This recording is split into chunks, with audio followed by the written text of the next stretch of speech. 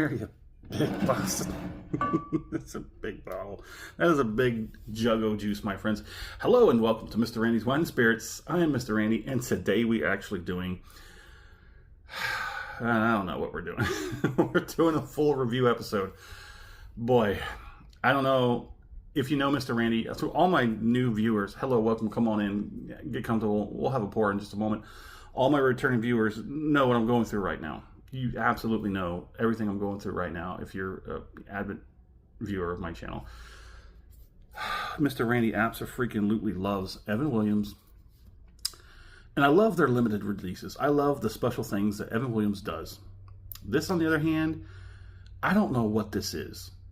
I do not know what this is. So let's do a quick bottle reconnaissance here. So this is a commemorative edition America 250 Kentucky Straight Bourbon Whiskey. Same Evan Williams bourbon, that's BS. 43% alcohol by volume. It is 86 proof, of course. Genuine sour mash. Now, I'm okay with sour mash. I really am. There's that whole thing. We're not going to go through all of that. Evan Williams' signature as it appeared on the 18th century distillation license. That's nice. It's nice. There you go. I'm not going to hold this bottle up forever. It's a big old bastard. Jeez. Let's go ahead and have a pour, shall we? I mean, this thing is even big in Mr. Randy's hands. Look at this. I can still palm that BA like it's nothing.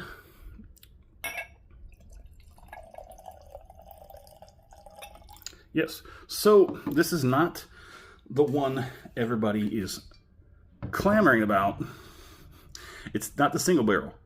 The single barrel is 117.76 proof of 7 years. 7 years aged single barrel, 117.76. So 1776 is the thing they were going for. You see that? 177.76 proof of 7 years. 7 sevens and sevens and sevens. Sevens. I don't remember what movie that was from.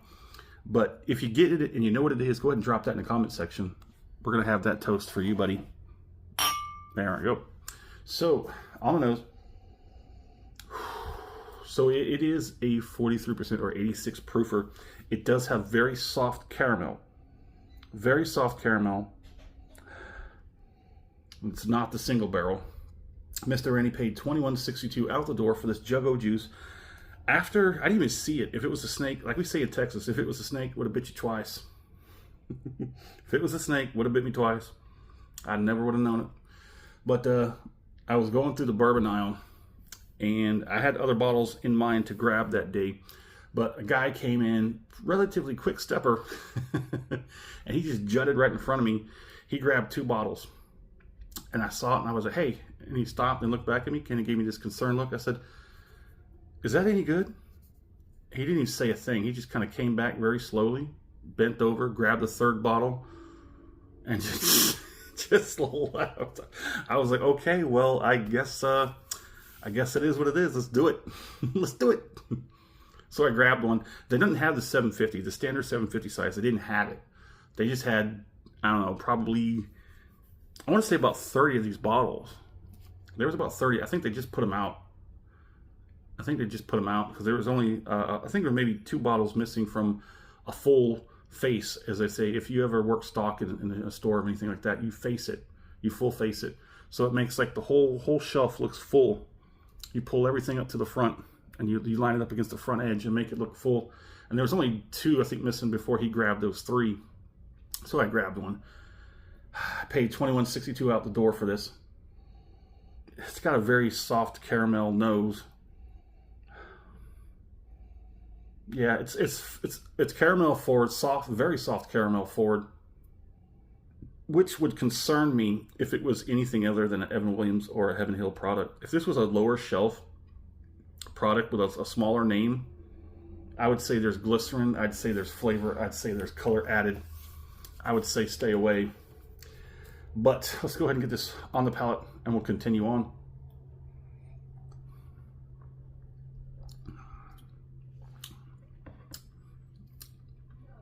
That was, it's very soft. Very soft caramel going forward. You got some cinnamon, some spice, and some vanilla. And it's relatively light. I guess we don't have to wait too long to get to that second one, so let's go ahead and do it.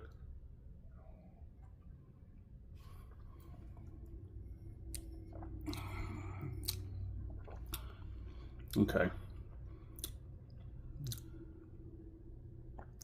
It's got some decent viscosity. Transfers well enough to the palate. The mouth is coated very nicely. It's got a good oiliness to it. I'm confused.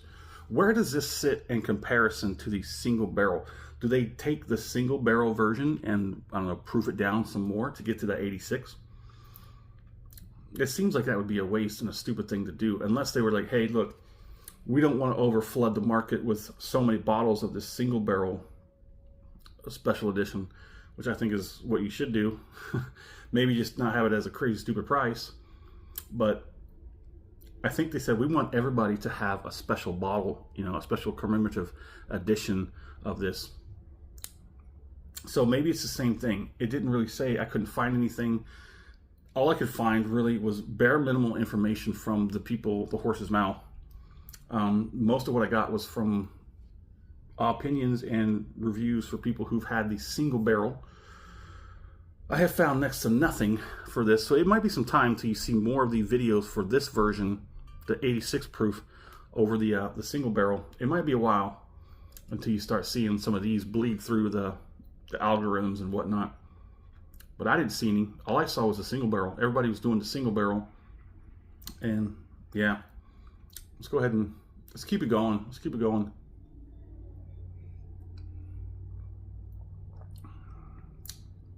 Okay, so it is a little more approachable, a little bit easier to drink. Now that we've got it halfway down, I know I skipped, didn't I? I skipped it. Mr. Randy is a 3-part series. Part 1 is off the rip. Get it home, crack it open, share my first pour, have my first impressions with you, because that's what we do. Part 2, full review time. Where we're at today, we drink.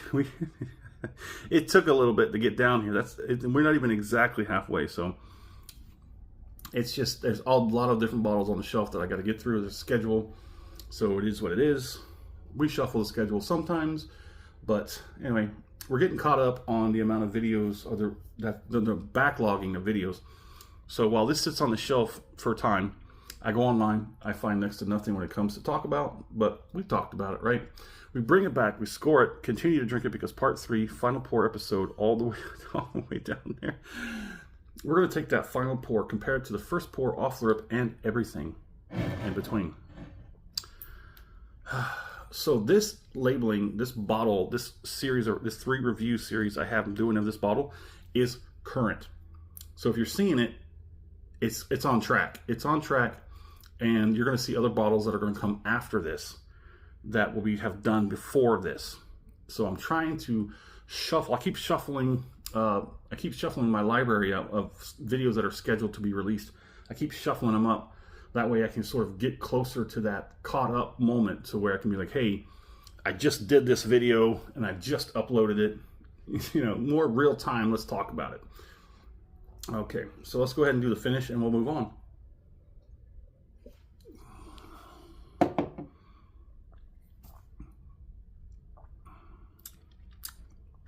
If you like the video, go ahead and give it a thumbs up.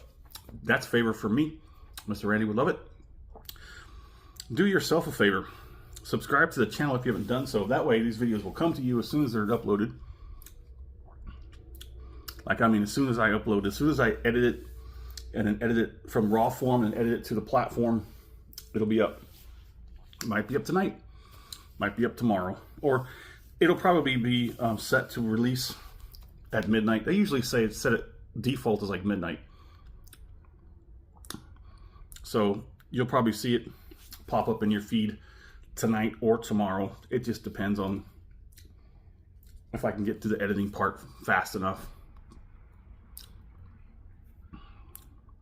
So the finish is it's mid. It is really mediocre. It's unfortunate. I think I'm thinking negatively about it because I had higher expectations out the gate. I was disappointed off the rip. I'm still slightly disappointed, but not as disappointed as I thought I would be from the off the rip. It's not as bad Now that it's gotten to loosen up, it has gotten softer. It's gotten much more approachable, much easier to drink.